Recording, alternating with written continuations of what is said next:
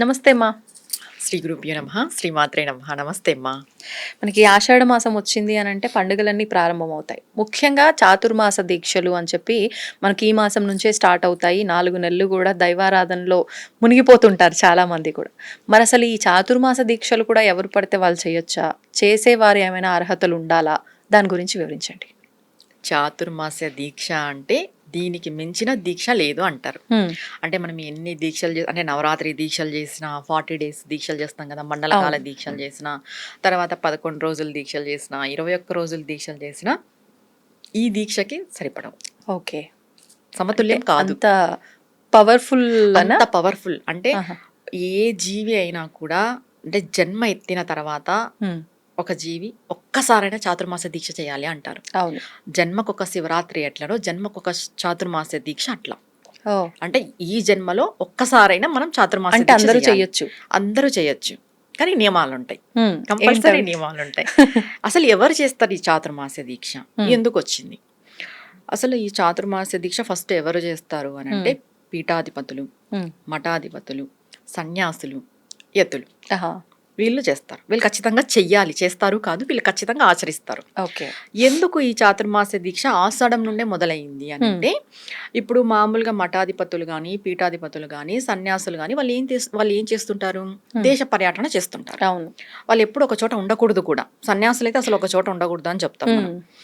ఒక రాత్రే అంతే, నెక్స్ట్ డే వాళ్ళు వెళ్ళిపోవాలి. కానీ ఈ చాతుర్మాస దీక్ష అప్పుడు వాళ్ళు ఒకటే చోటే ఉంటారు. దేనికి అనంటే, ఇటు 2 నెలలు వర్షాకాలము, అటు 2 నెలలు చలికాలం మనకు కలుస్తుంది. 2 ఋతువుల కాలం కలుస్తుంది చాతుర్మాసంలో. ఈ 2 ఋతువుల కాలంలో ఈ వర్షాలు ఎక్కువ పడడం ఇవన్నీ ఉంటాయి కాబట్టి వీళ్ళు దేశ పర్యటన చేసి సత్సంగాలు చేసిన, ప్రవచనాలు చెప్పిన ఈ వర్షంలో వాళ్ళకి ఆటంకాలు కలుగుతాయి కదా. ఇప్పుడు దేశ పర్యటన ఎలా చేస్తారు? వర్షాకాలంలో చెయ్యలేరు. దానికని మన శాస్త్రం ముందుగానే అంటే ఈ కాలమాన పరిమితిని అన్నిటినీ దృష్టిలో పెట్టుకుని వీళ్ళ కోసమే ఈ చాతుర్మాస దీక్ష అనేది మొదలైంది. అంటే ఈ టైంలో మఠాధిపతులు కానీ, పీఠాధిపతులు కానీ, సన్యాసులు కానీ ఒకటే చోటే ఉంటారు. ఒకప్పట్లో అన్ని కాలినడకన జరుగుండేవేమో కదా, ఇప్పుడు అంటే సౌకర్యాలు కాలినడకనే కదా మొత్తం. ఇది కూడా ఎలా వెళ్తారు? అవును, మెయిన్ హెల్త్ ప్రాబ్లమ్స్ వస్తాయి. ఇంకోటి, వాళ్ళు వెళ్తున్నారన్నా, ఇప్పుడు ఒక పీఠాధిపతి ఒక ఊరికి వస్తున్నారు అన్నా కూడా, స్వామివార్లు వస్తున్నారన్నా జనాలు వెళ్తారు. వర్షం పడితే ఎలా వెళ్తారు? వర్షాకాలంలో. అందుకు ఇవన్నీ దృష్టిలో పెట్టుకొని ఈ చాతుర్మాస దీక్ష అనేది వచ్చింది. వీళ్ళు ఖచ్చితంగా ఆచరిస్తారు కూడా. ఈ పీఠాధిపతులు, మఠాధిపతులు వీళ్ళందరూ కూడా ఆశ్రమాల్లో ఉండి ఒకటే చోటే ఉండి వాళ్ళ యొక్క శిష్యులతో సస్తంభాలు ఏర్పాటు చేసుకొని అక్కడే ప్రవచనాలు పెట్టుకుంటారు. అక్కడే అన్ని జరుపుతారు. మొత్తం పొద్దున లేచినప్పటి నుండి సాయంత్రం వరకు కూడా వాళ్ళ అనుష్ఠానం. కొంతమంది 3 పూట్ల చేస్తారు, కొంతమంది జాము చేస్తారు. అంటే మనకి జాము అంటే 4 గంటలు లేదా 3 గంటలు తీసుకుంటాం. కొంతమంది 4 గంటలు తీసుకుంటారు, కొంతమంది 3 గంటలు తీసుకుంటారు. ఇట్లా జాము అనుష్ఠానాలు చేసే పీఠాధిపతులు 7-8 సార్లు అంతే. వాళ్ళు ఇంకా అందులోనే ఉంటారు వాళ్ళు. అందుకే వాళ్ళు అంత గొప్ప వాళ్ళు. అవును. ఎందుకు పీఠాధిపతులు అంత గొప్ప వాళ్ళు అంటే సాక్షాత్తు నడిచే దైవాలు వాళ్ళని మనం ఎందుకు అంటామంటే, ఇవన్నీ వాళ్ళు చేస్తారు కాబట్టి అందుకు వాళ్ళు నడిచే దైవాలు అయిపోయినారు. ఇప్పుడు వాళ్ళు ఏకభుక్తం చేస్తారు. ఎవరైనా చాతుర్మాస దీక్ష చేసే వాళ్ళు ఏకభుక్తమే చేయాలి. సామాన్యులైనా సరే, ఎవరైనా సరే. అసలు గృహస్థులు చేయొచ్చా? గృహస్థుల్లో మంత్రోపదేశం ఉన్న వాళ్ళే చేయాలి. మంత్రోపదేశం ఖచ్చితంగా ఉండాలి. ఉన్న వాళ్ళే చాతుర్మాస దీక్షకి అర్హులు. ఇది మెయిన్. ఉన్న వాళ్ళు కూడా ఎలా చేయాలంటే, ఇప్పుడున్న ఫాస్ట్ జనరేషన్లో పొలిమేరలు దాటకూడదు, 4 నెలలు ఒకటే ఉన్న చోటనే ఉండాలి, తర్వాత మాంసాహారం తినకూడదు, బ్రహ్మచర్యం పాటించాలి, భూషయనం చేయాలి, ఏకభుక్తం చేయాలి, కంపల్సరీ ఒక పూటనే తినాలి, నైట్ ఏదైనా పలహారం తీసుకోవాలి, ఉదయం ఏదైనా పలహారం, అంతే. భోజనం అనేది ఒక్క పూటనే 4 నెలలు కూడా.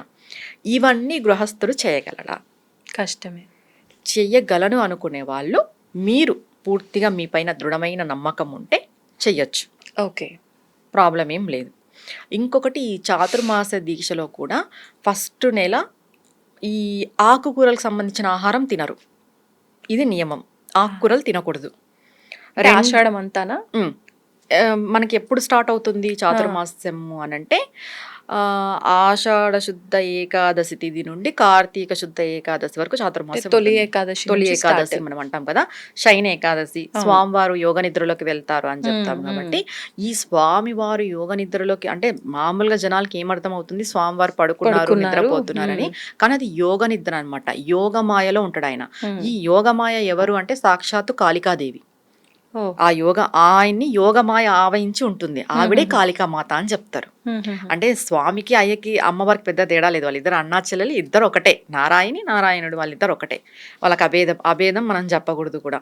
అట్లా ఈ స్వామివారి యోగ నిద్రలో ఉన్నప్పుడు మనం ఎప్పుడైతే అనుష్ఠానము పూజ ఫలం ఇదంతా ఎక్కువ చేయడం ద్వారా ఎక్కువ ఫలితం ఉంటుంది. దక్షిణాయనం అంతా పూజలే చెప్పాలంటే. ఇప్పుడు ఈ చాతుర్మాసం నుండి మొదలైతాయి పూజలు, మనకు ఆషాఢం నుండి మొదలైతాయి. దక్షిణాయన పుణ్యకాలమా ఇప్పుడు స్టార్ట్ అయ్యి ఏకాదశి నుండి చాతుర్మాసం నుండి స్టార్ట్ అయిపోతుంది పూర్తిగా. ఈ చాతుర్మాసం ఈ 4 నెలలు కూడా మొదటి నెల ఆకుకూరలు తినకూడదు, 2వ నెల పాల పదార్థాలు తినకూడదు, 3వ నెల పెరుగు పదార్థాలు తినకూడదు, 4వ నెల దినుసులు తినకూడదు. ఈ ధాన్యాలు పప్పులు ఇవి తినకూడదు. ఖచ్చితంగా వీటిని అనుసరించే చెయ్యాలి. చాలా ఆలోచించి నిర్ణయం తీసుకోవాలి. ఎవరు గృహస్థులైతే చెయ్యరు, చేసే వాళ్ళు కూడా మంత్రోపదేశం ఉన్న వాళ్ళే చెయ్యాలి కూడా. నాకు మంత్రోపదేశం లేదు, గురువు లేడు, నేను చాతుర్మాస దీక్ష చేస్తానంటే అర్హులు కాదు. ఇప్పుడు ఎందుకు అర్హులు కాదు అనంటే, ఒక మంత్రం ఉంటే దానికి అనుష్ఠానం పూజ ఉంటుంది. ఎప్పుడైతే నీకు అనుష్ఠానం పూజ ఉంది అనంటే, నీకు ఒక గురువు ఉన్నాడు అనంటే ఈ చాతుర్మాస దీక్ష లెక్క అవుతుంది. ఓకే. ఎందుకు గురువు ఉండాలి, ఎందుకు జీవికి ఒక మంత్రోపదేశం ఉండాలి అని చెప్తారు మామూలుగా కూడా అంటే, ఇలాంటివి కొన్ని చేయడానికి అర్హత వస్తుంది. లేకపోతే ఏ అర్హత ఉండదు. మీరు నియమాలు పాటిస్తారా, పాటించండి, నో ప్రాబ్లం. చాతుర్మాసంలో పూజలు చేయండి, బాగా ఎక్కువ పూజలు చేయండి, లేదంటే ఒక నామం తీసుకోండి, చదువుకోండి, అనుకోండి, దానాలు చేయండి. ఇప్పుడు నేను చెప్పాను కదా ఈ కూరలు తినకూడదు అని, ఆ కూరలు తినకోకున్నట్టు ఉండండి, ప్రాబ్లం లేదు. కానీ మంత్రం తీసుకొని గురువు ఉంటేనే అది మనకి ఎలిజిబుల్. ఓకే. అయితే నేను అదే అడగాలనుకున్నా. నార్మల్గా చేసేవాళ్ళు ఇప్పుడు ఈ దీక్ష ఇదంతా ఏమి వద్దు, పాటించాలనిపించినప్పుడు నియమాలు పాటిస్తాము, చేసుకోవాలనిపించిన రోజులు చేసుకుంటాము అనుకున్న వాళ్ళు ఈ 4 నెలల సమయంలో అసలు ఎవరిని ఆరాధించాలి? అంటే విష్ణుమూర్తిని కార్తీక మాసం అంటే ఎలాగూ శివుణ్ణి ఎక్కువగా ఆరాధిస్తారు, కానీ ఎవరిని ఆరాధించాలి? చాతుర్మాస దీక్ష అని అంటేనే శివకేశవుల యొక్క ఆరాధన, ఇద్దరిని ఆరాధిస్తారు. ఎందుకు ఇక్కడ మంత్రోపదేశం అనుష్ఠానం అని మనం చెప్పాము అని అంటే, మీకు ఏ మంత్రం అయితే ఉపదేశం ఉంటుందో ఆ దేవత ఆరాధన ఈ 4 నెలలు చేస్తారు. ఈ డౌట్ ఉంటుంది కాబట్టి మేము ఎవరిని ఆరాధించాలి, ఇప్పుడు ఒక నెల ఒకరిని అట్లా ఆరాధించలేం కదా. అందుకే మంత్రోపదేశం ఉన్న వాళ్ళకి ఎలిజిబుల్ చాతుర్మాస దీక్ష అన్నారు. మీరు ఇప్పుడు ఒక నామం తీసుకోండి, ఈ 4 నెలలు అనుకోండి. ఇప్పుడు దీక్షగా చేయాలంటే నేను చెప్పిన నియమాలు ఖచ్చితంగా పాటించాలి. ఏవేవి మళ్ళీ ఇంకొకసారి రిపీట్ చేస్తాను. మాంసాహారం తినకూడదు, బ్రహ్మచర్యం పాటించాలి, భూషయనం చేయాలి, ఏకభుక్తం ఉండాలి, ఎవరితో ఎక్కువ మాట్లాడకూడదు, అబద్ధాలు చెప్పకూడదు, గొడవలు పడకూడదు. నేను చెప్పిన ఆహార నియమాలన్నీ కూడా పాటించాలి. పొలిమేరలు దాటకూడదు, ఎక్కడికి వెళ్ళకూడదు, ఎవరింట్లోనూ కూడా తినకూడదు, జుట్టు విరపోయకూడదు, జుట్టు కూడా విరపోసుకోకూడదు లేడీస్ అయితే. మా అమ్మో చాలా నియమాలు ఉండే, మొత్తం లిస్టు. ఎవరింటికి కూడా వెళ్ళకూడదు, మీ ఇంట్లోనే ఇంకంతే. ఇట్లా కట్టేసుకొని కూర్చోవాలి చాతుర్మాస దీక్ష అంటే. అవును, ఒక దీక్ష చేస్తున్నాము అని అంటే ఇక్కడ చాలా మందికి డౌట్ ఏమొస్తుంది అంటే, పూజలకి వెళ్ళొచ్చు, పూజలకి వెళ్ళొచ్చు, దేవతారాధనకి వెళ్ళొచ్చు, అక్కడ మీరు తినొచ్చు, పూజలో మాత్రమే. లేదు మేము జనరల్ గా మాకు రిలేటివ్స్ వచ్చారు, మేము ఏదో పలకరించకి వెళ్తున్నాం, అలా వెళ్ళకూడదు. అలా వెళ్ళి వాళ్ళ ఇంట్లో తినకూడదు. ఏదైనా దీక్ష చేసేటప్పుడు, ఏదైనా దీక్ష చేసేటప్పుడు తినకూడదు. ఇంకా చాతుర్మాస దీక్ష చేసేటప్పుడు ఎలా తింటావు? అసలు ఎక్కడికి వెళ్ళకోకుండా ఇంట్లోనే ఉండి నీ పనులు నువ్వు చూసుకుంటూ చేసుకోవడమే ఈ దీక్ష. ఈ నియమాలు ఖచ్చితంగా పాటిస్తేనే చాతుర్మాస దీక్ష చేసిన ఫలము ప్రతిఫలము 2 వస్తాయి. నేను ఏదో దీంట్లో ఒక నియమం పాటించు, తప్పు లేదు. ఇప్పుడు నువ్వు ఫస్ట్ మంత్ మనం ఆకుకూరలు తినకూడదు అని చెప్పాము, పాటించండి, ఇబ్బంది ఏం లేదు. కానీ నేను చాతుర్మాస దీక్ష చేసేసినాను అనేది ఉండకూడదు. అన్ని పాటిస్తేనే, అంటే నీకు గురువు ఉండాలి, ఉపదేశం ఉండాలి, నేను చెప్పినవన్నీ ఈ నియమాలు పాటిస్తేనే చాతుర్మాస దీక్ష పరిపూర్ణంగా చేసిన ఫలితము ఉంటుంది. అది కూడా కౌంటబుల్ దీక్షకి అది కౌంట్ అవుతుంది. అర్హత లేదు అంటే నార్మల్ గా దేవత ఆరాధన చేసుకోవచ్చు. ఎంత దేవత ఆరాధన చేసుకుంటే అంత మంచిది. ఆలయాలకు వెళ్ళడము, ఇంట్లో పూజలు ఇలాంటివి చేసుకోవచ్చు. విశేషంగా ఈ 4 నెలలు వ్రతాలు, హోమాలు లాంటివి కూడా ఏమైనా చేయించుకుంటే ఉన్న ఇబ్బందులు తొలగిపోయే అవకాశాలు ఉన్నాయి. ఒక్క విషయం నేను యాక్చువల్ గా చెప్తాను. ఈ చాతుర్మాస దీక్ష చెయ్యలేరు కాబట్టి గృహస్థులు, మన శాస్త్రంలో శ్రావణ మాసం మనకి అంత పూజాకాలం అమ్మవారి పూజలు ఎక్కువగా. లక్ష్మీదేవి పూజలు, అమ్మవారి పూజలు, అయ్యవారి పూజలు, హ్మ్. తర్వాత వినాయక చవితి వస్తుంది. భాద్రపదం అంతా వినాయకం, మళ్ళీ ఆశ్వీజం, నవరాత్రులు, తర్వాత కార్తీకం. అవును. ఆటోమేటిక్ గా ఈ 4 మాసాలు కూడా పూజల్లోనే అయిపోతాయి. ఉంటాం. అవును. ఉంటాం. తెలియకుండానే తెలియకుండానే 4 మాసాలు కూడా గృహస్థులు కూడా పూజల్లోనే మునిగి తేలిపోతారు. కానీ నియమాలు పాటించాలి. పాటించాలి. నియమాలు పాటిస్తూ చేసుకునేదే చాతుర్మాస దీక్ష అవుతుంది. కానీ మీరు దీక్ష చేయకపోయినా కూడా ప్రతి ఒక్కరు కూడా మనం పండుగల్లో మునిగి తేలిపోతూనే ఉంటాము. పూజలు నిజంగా చాలా ఎక్కువ, ఈ 4 నెలలు చాలా ఎక్కువ. అవును. ఎప్పుడు రెస్ట్ అనేది లేదు. ఇప్పుడు శ్రావణం అయిపోతేనే కొంచెం గ్యాప్ మనకి వినాయక నవరాత్రులు స్టార్ట్ అవుతాయి. వినాయక నవరాత్రులు అయిపోతేనే పితృపక్షాలు స్టార్ట్ అయిపోతాయి. చూడు, చాతుర్మాసంలోనే పితృదేవతలు కూడా వచ్చారు మనకి. అవును. అవును. ఈ చాతుర్మాసంలోనే అవును. పితృదేవతలు అయిపోతేనే మనకి దేవి నవరాత్రులు మొదలైతాయి. దేవి నవరాత్రులు అయిపోతేనే మనకి దీపావళి, కార్తీక మాసం కార్తీక మొదలైపోతుంది. అవును. వరుసగా 4 నెలలు. అంటే పెద్ద కష్టమేం గాదు. ఈ రకంగా మీరు విడమర్చి చెప్పిన తర్వాత అనిపిస్తుంది. ఎట్లాగో ఒక్కొక్క నెల ఒక్కొక్క దాంట్లో ఒక 10-15 డేస్ ఇన్వాల్వ్ అయిపోతాం. కాబట్టి ఆ చేసుకో 10-15 డేస్ కూడా మేము పాటిస్తాం అనుకునే వాళ్ళు ఈ 4 మంత్స్ జనరల్ గా నేను రెమెడీ లాగానే చెప్తున్నాను. ఇప్పుడు ఈ విషయం అయితే చాతుర్మాస దీక్ష పూర్తిగా చేయలేని వాళ్ళు ఓకే. ఈ 4 మంత్స్ కూడా ఏదైనా ఒకటిని వదిలి ఉండండి.